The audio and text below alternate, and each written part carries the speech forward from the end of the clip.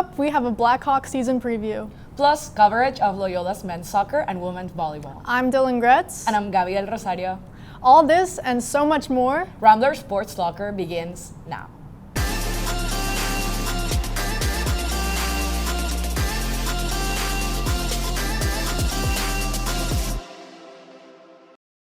Welcome back to Rambler Sports Locker.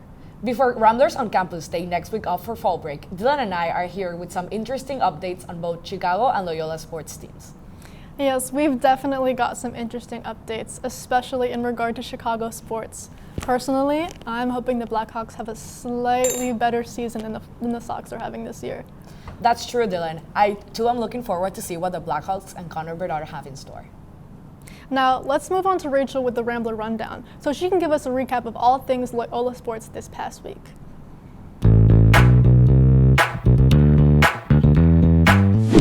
We're back with another Rambler Rundown.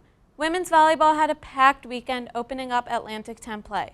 The Ramblers hosted Davidson Friday and Saturday. Loyola fell 3-1 in Friday's game but swept the Wildcats on Saturday. Stay tuned for more on that series later in the episode. The Ramblers were back at home Tuesday against St. Louis, where they won 3-1. They'll be on the road tonight and tomorrow battling Rhode Island. Men's soccer fell to St. Louis on Saturday 2-1. They take on Rhode Island at home Saturday and will head to Virginia to face George Mason on Wednesday.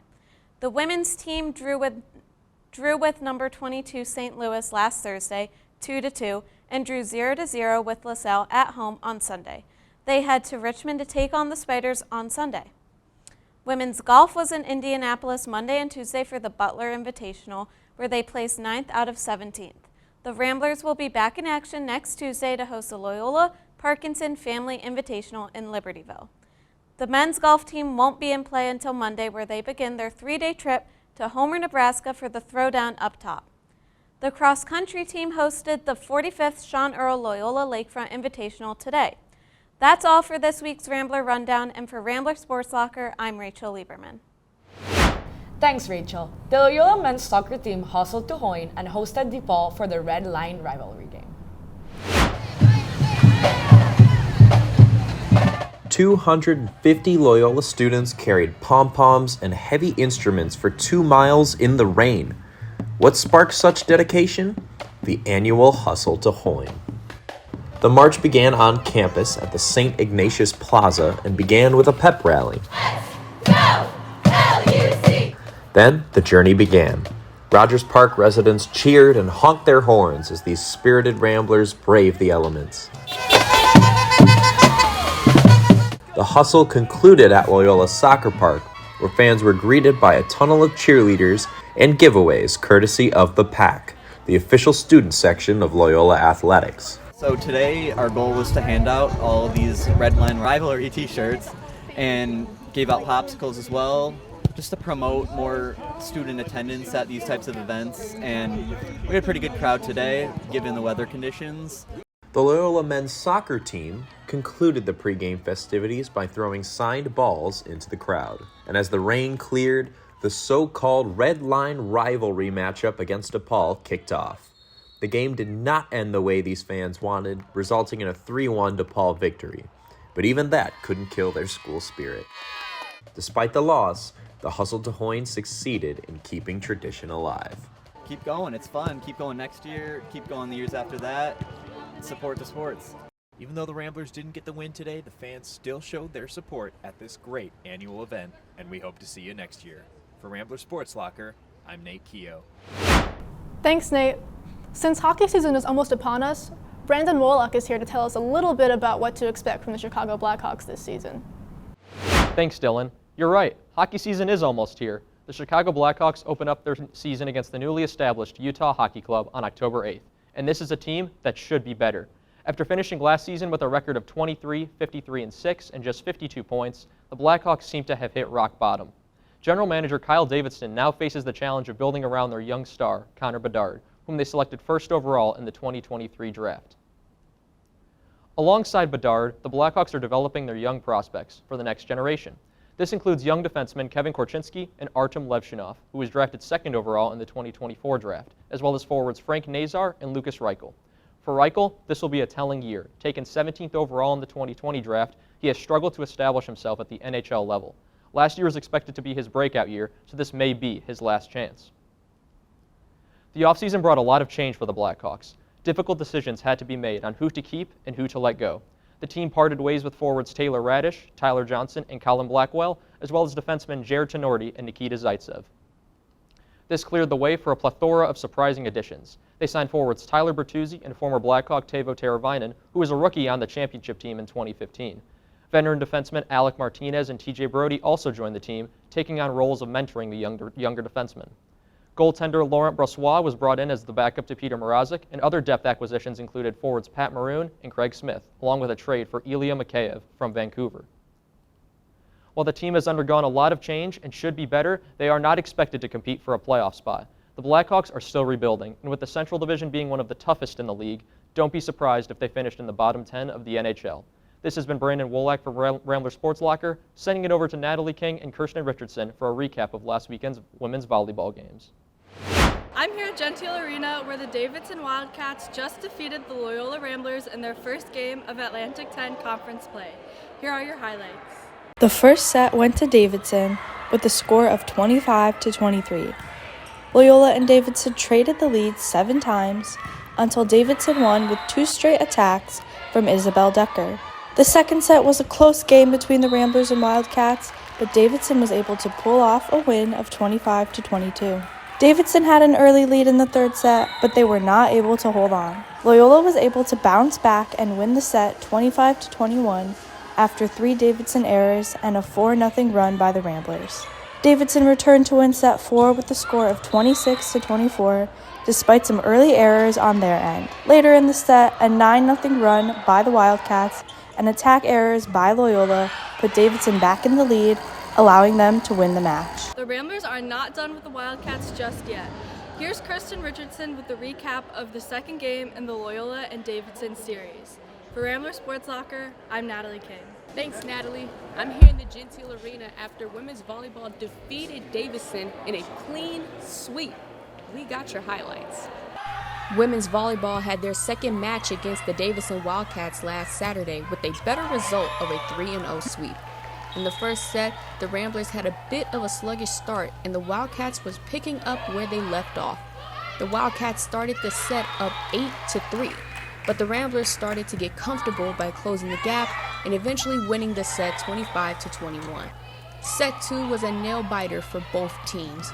The pressure was on for these teams to make little to no mistakes, but the Ramblers came out on top, winning 29-27. The Ramblers were in complete control in the third set due to constant aces and kills, ending it 25-13.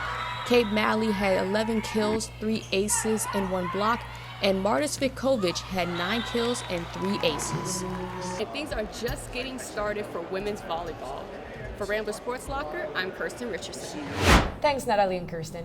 Now, Oliver Allen gives us a rundown on our sadly record-breaking season for the Chicago White Sox.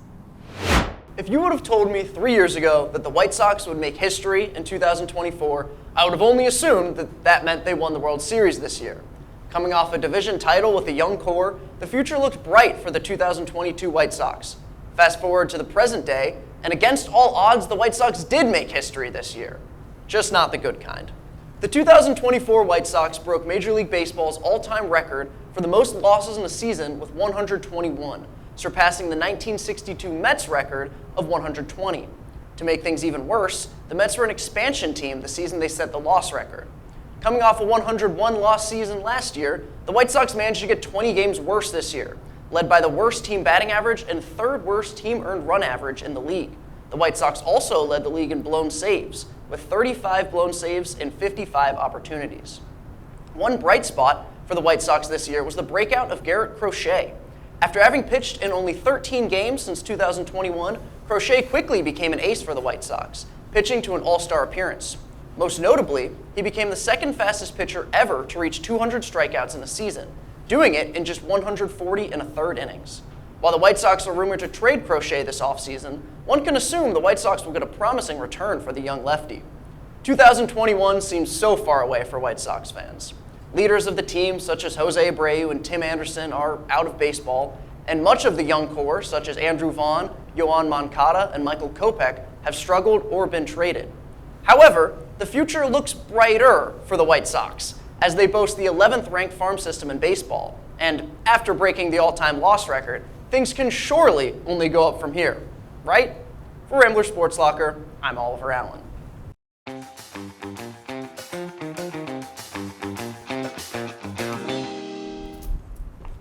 Hello everyone, and welcome back to another episode of The Ramble. I'm your host, Oliver Allen, and today I'm joined by Joe Mangold and Brandon Wolak. This past Monday, Major League Baseball's hit king, Pete Rose, passed away at the age of 83 to natural causes. Rose had more hits, at-bats, plate appearances, and games played than any player ever, yet is not in the Hall of Fame. In 1989, Rose accepted a permanent ban from Major League Baseball.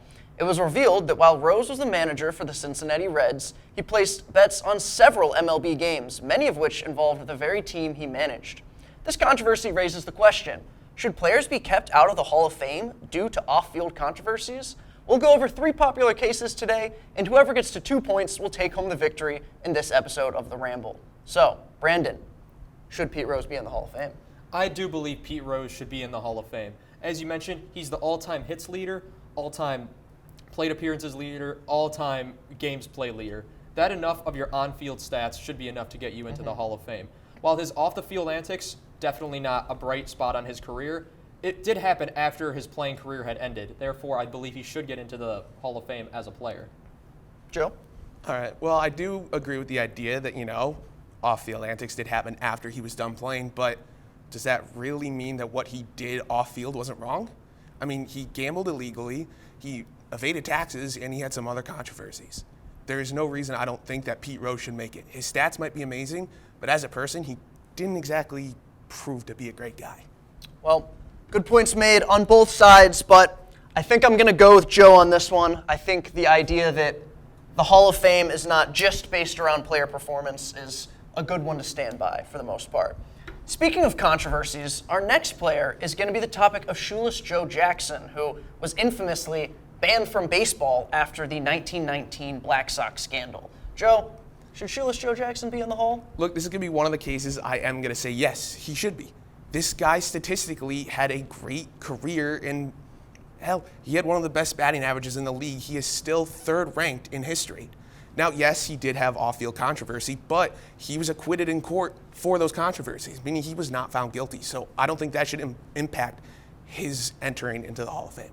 While that may be true, I believe the permanent stain has been already left. The 1919 White Sox, or as they were called, the Black Sox, have just overall been tarnished as a team because of the throwing of the 1919 World Series. Well, as you said, they were acquitted. Overall, the stain is still there, and for Shoeless Joe Jackson, it is guilty by association, in my opinion. Well, again, a tough one to choose, but I think this one's going to be all evened up. I think Brandon's point on the fact that you just can't have any players associated with such a massive scandal, even close to the Hall of Fame, is probably a good thing for the MLB to live by. And then our final topic is going to be probably the most infamous player left out of the Hall of Fame, MLB's home run king, Barry Bonds, who has famously been left out due to his alleged steroid use. Brandon, what do you think? I think Barry Bonds should easily be in the Hall of Fame. Him being now ineligible, it's kind of hurts the sport. All-time home runs leader. Yes, he used steroids. Yes, that is a horrible thing to do in the game. But in baseball, it's a lot more about the steroids, but you have to be able to hit those home runs. You have to be able to be one of the best players in the game to be able to crack out home runs every single night. And Barry Bonds was able to do that, having a 73 home run season in 1998, I believe it was, or one of those years. Overall, fantastic player. One of those players that should definitely be in the Hall of Fame because of their on-field performances. All right, Joe, back against the wall. What do you have to say? Well, I'm not going to disagree. Barry Bonds, obviously an amazing and phenomenal player, but we all know the steroids he was taking was giving him that increased physical capability to hit home runs like that. Even nowadays, players that are hitting those home runs, we don't know if they're taking steroids or not. Aaron Judge is a great example. He had controversy going through the seasons. He was proven that he didn't do it. Barry Bonds, they proved he was taking steroids, which gave him the strength to hit those home runs on such a large count. Well, the final decision, drum roll please, I'm going to go with Joe is going to dethrone the champion, Brandon Wolak. I think the point of, well, steroids don't make you hit home runs, they do go a long way in helping you hit home runs. Well, that wraps up this episode of The Ramble. It was a well-fought battle, but our defending champion, Brandon, is going to go home. Joe takes home the win today. Joe, Brandon, thank you guys for coming on the show, and we'll see you all again after fall break. Now let's swing this one back to the anchors.